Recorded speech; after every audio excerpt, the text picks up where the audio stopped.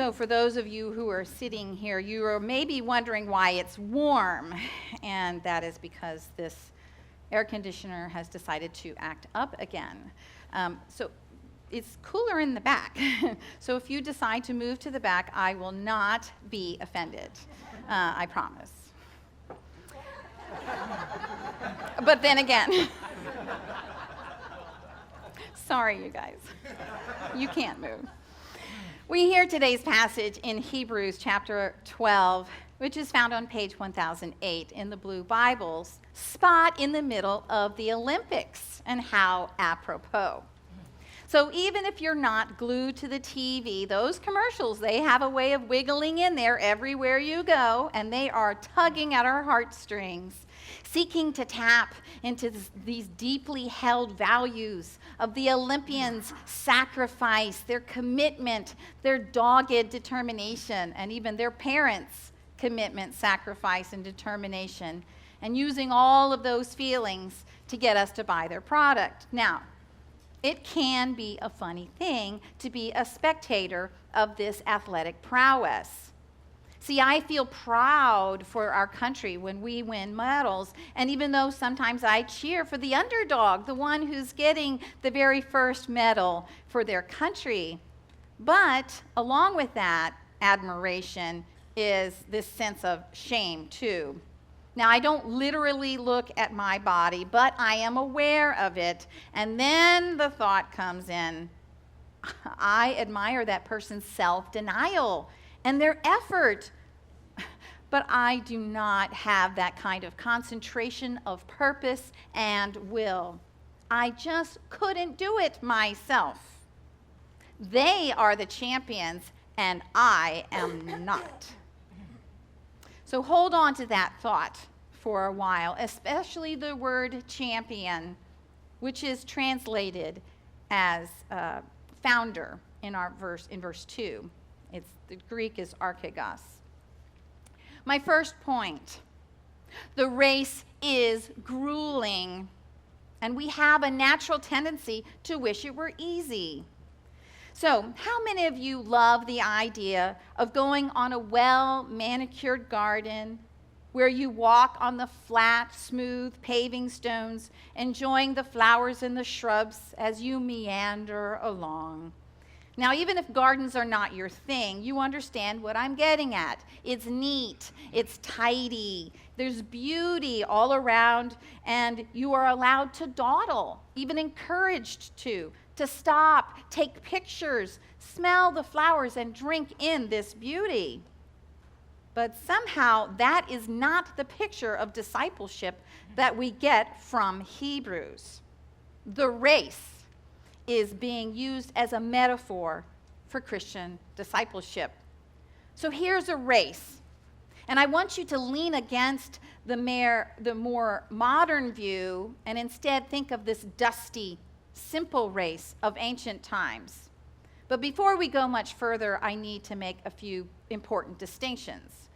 Firstly, the Christian life is not about competition with others. So I don't want you sitting there gearing up, looking to your right, looking to your left, seeing who of you, between the people you're sitting among, who of you is better or more competitive when it comes to the Christian life, okay? I probably didn't need to say that, but I'm saying it.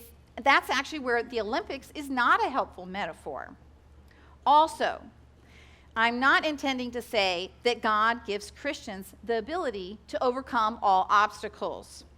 This passage is not about pacing oneself or that the race only belongs to the strong, the winner, okay?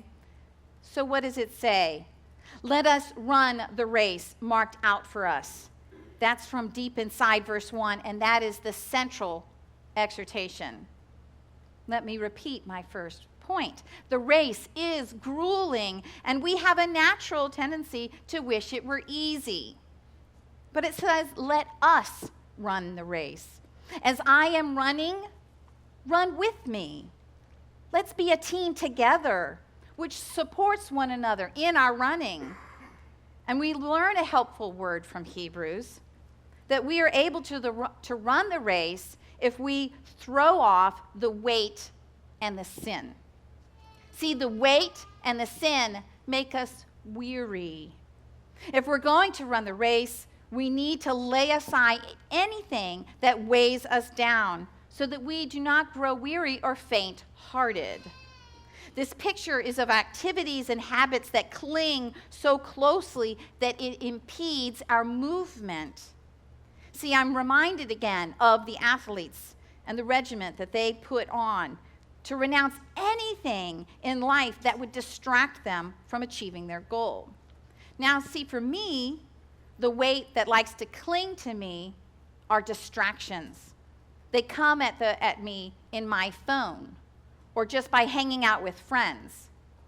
So rather than attending to the race, by meditating on scriptures a little longer, it's too easy to let my mind wander to that funny video on Facebook.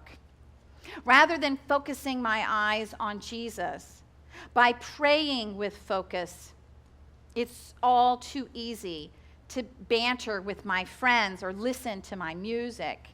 See, these are known as weights, but there's also sin, too.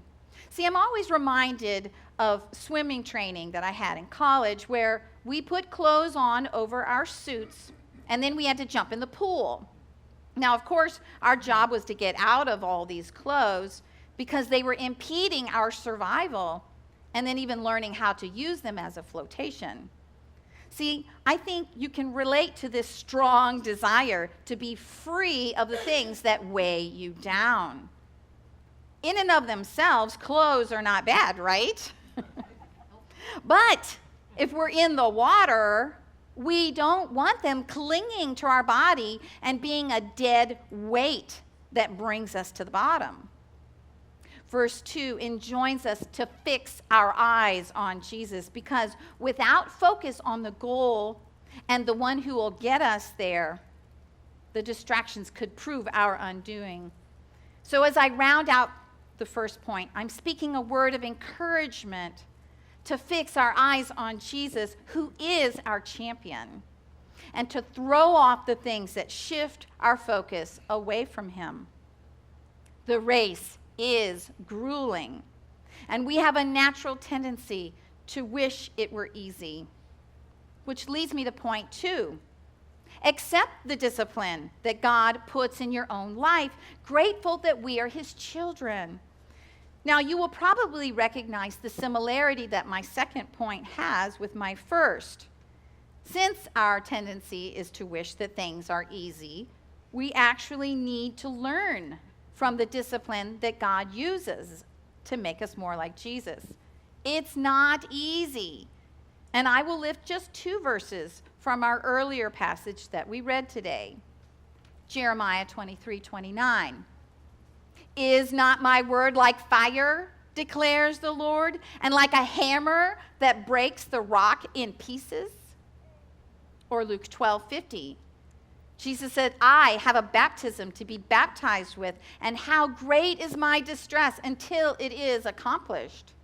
See, fire, baptism, these are common prophetic images used here by Jeremiah and Jesus, and they speak to the discipline of hard times.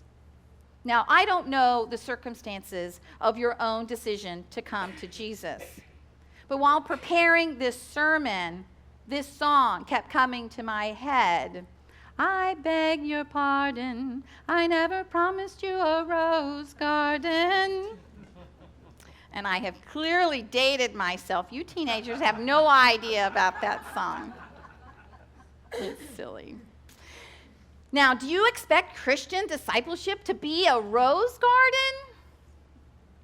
But it is a funny observation from talking with folks that as soon as life begins to get hard, we tend to ask, why me? We either say out loud or to our soul, why are these hard times being thrown my way? What have I done to deserve this? Now, when I hear this kind of thinking, I'm perplexed because, well, of course, Christian experience, loss, betrayal, brokenness, and heartache. That's what I think to myself. Did God say to us that our life would be so full of perfume that we can't smell the stinky things in life? Life is just as hard whether we follow God or not. But there is a huge difference. And it's in our attitudes that makes the difference. For one, we don't have the notion that God is going to take away all of our pain.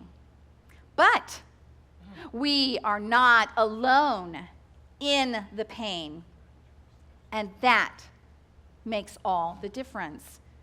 And thirdly, we can rejoice in the discipline because it proves that God is loving us enough through the discipline.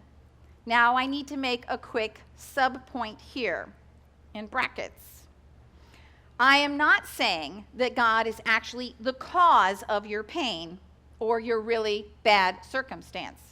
Most likely, the cause of the pain is from consequences of your own decisions or the will of someone else who's hurting you or some other system and the circumstances. And in this situation, God is not intervening. So when Hebrews talks about discipline, it doesn't mean that God is causing stress in your life. But, so here's the distinction. We know that in the midst of the hard times, we can choose to be prayerful and reflective. Without a doubt, the best time of spiritual growth in my own life was in the midst of great personal pain. And if we jump too quickly to being annoyed at God, accusing God of being thoughtless or forgetful, we will more easily not be ready to learn in the circumstances. See, fruitful discipline that comes from God causes us to stop, reflect, pray, and see what is going on internally. Somehow I am aware that I'm not being very Jesus-like right now, and God is showing me that. Accepting the discipline of the Lord means that we are not surprised by hard times. We even expect it, but we say, how am I going to grow through this? After all, Jesus' promise to us was a cross. Now, I love the way this story illustrates my point. Someone had come across a butterfly and noticed how it struggled, and that person was a kind-hearted person, much like myself, who cares for God's creatures. And it hurt them to stand by and do nothing. So the person stepped in and helped this butterfly out of the cocoon. They just ripped right through all the things that the butterfly was struggling against and waited in anticipation for the joy of seeing the struggle stop. But no, that was not right. For now the wings of the butterfly were too wet. See, the butterfly actually needs to struggle out of the cocoon as a way of strengthening the wings and to dry them off. It's the natural purpose of this birthing process. And in the end, the butterfly died because the process of struggle was cut short by a well-meaning bystander. Our passage in Hebrews brings out a different aspect of necessary discipline by pointing to parenting. See, a parent who loves a child will teach, train, coach a child rather than pampering them. What parent doesn't want to step in and take away the pain of our children? Out of compassion, we want it to stop. And it takes all our resolve to coach them through it and not to try to solve it ourselves. Naturally, I'm using the idea of older children, not the younger ones. In that situation, physical pain is a good idea. The focus in The focus in Hebrews is really the love of the Father that he has for his children. His love is so fatherly that he insists on teaching us things rather than shielding us from all unpleasantness. Now, we know that we start out as flabby, undisciplined, inexperienced fledglings. And we also know that Christian discipleship is not a sprint to the finish. So I'm encouraging us all to leave the childish identity behind and to yield to the discipline that comes our way. Yield without complaining. See, point 2, accept the discipline that God puts in our own lives, grateful that we are his children. See, then verses 5 and 6 put it all in perspective. Do not regard lightly the discipline of the Lord, nor be weary when reproved by him, for the Lord disciplines the one he loves. And then verse 11, for the moment, all discipline seems painful rather than pleasant, but later it yields the peaceful fruit of righteousness to those who have been trained by it. So let us be careful about our complaining. But I will make one caveat. I'm not referring to the fact that you should try to never share your burdens. I am encouraging the sharing of burdens with one another and to not just stuff it down because Mother Pamela said don't complain. So hopefully we can keep that in good balance. What happens, though, with a complaining spirit is that bitterness begins to rule and it gets ugly. It's too easy to not even be aware of how bitterness can creep in. And we've said it shouldn't be this way and I'm mad about it. See, the goal of the Lord is to take away the bitterness and turn it into sweetness. Often the most compassionate people in the world are the ones who themselves have gone through the most difficulty. Instead of letting bitterness give them an excuse to complain and make other people pay for their pain, they've allowed the bitter juices to turn into the sweetest of honey. I hope you know people like that and know that they have gotten there by the grace of God. Allowing complaints and bitterness to thwart the discipline of the Lord will only slow our progress in holiness. And now my final point as an exhortation, and it's one of my favorite of scriptures, verse 12. Therefore, lift your drooping hands and strengthen your weak knees and make straight paths for your feet, so that what is lame may not be put out of joint, but rather be healed.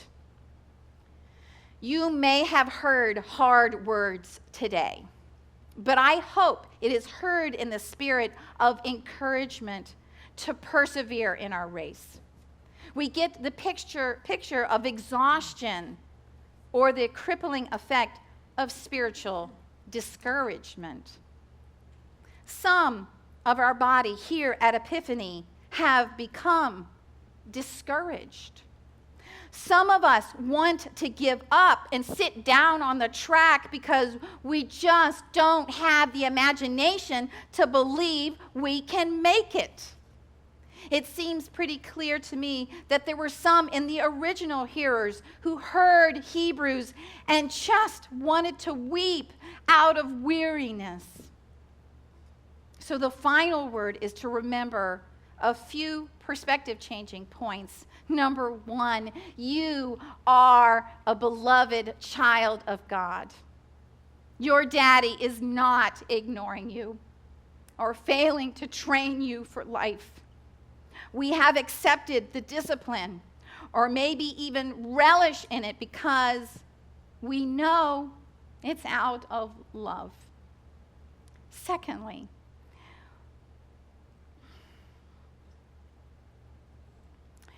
we are surrounded by a great cloud of witnesses. These are the spectators in the stands cheering us on to stay the course, to finish the race well, submitting to the hard things in life, knowing that we will only become stronger. Read chapter 11 and you will know their names. And some of them are our beloved relatives. They are watching and cheering Because we have embraced this bigger vision, we have no qualms about laying aside every weight and the sin which clings so closely. And number 3, you have been invited to be on the winning team, Jesus' team. We already know that we are not of champion quality. We look to Jesus, who is our champion, knowing that he is the one on the podium and he is making a way for us to be on his winning team. Our team captain, our team champion, has endured the cross, scorning its shame and inviting us to be his. Amen.